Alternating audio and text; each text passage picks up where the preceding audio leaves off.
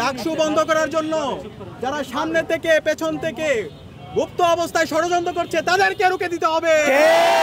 দেশবাসী, আপনাদেরকে আমরা অনুরোধ করব, ডাকসু নির্বাচন সহ বাংলাদেশের সকল ছাত্র সংসদ নির্বাচন বন্ধ করার জন্য বিভিন্ন ধরনের ষড়যন্ত্র এবং চক্রান্ত হচ্ছে।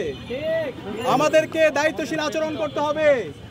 ঢাকা বিশ্ববিদ্যালয়ের মেধাবী শিক্ষার্থীদেরকে আমরা অনুরোধ করব, ডাকসু বন্ধ করার জন্য যারা সামনে থেকে পেছন থেকে গুপ্ত অবস্থায় ষড়যন্ত্র করছে তাদেরকে রুখে দিতে হবে।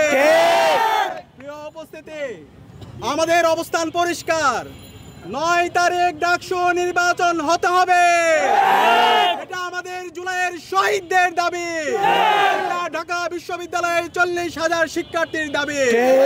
ডাকসু নির্বাচন 9 তারিখে হবে। শিক্ষার্থীরা তাদের নির্বাচিত প্রতিনিধিদের মাধ্যমে আগামীর স্বপ্নের ঢাকা বিশ্ববিদ্যালয় বিনির্মাণ করবে। আমরা সবাইকে আহ্বান করব, সবাই যেন সজাগ থাকে।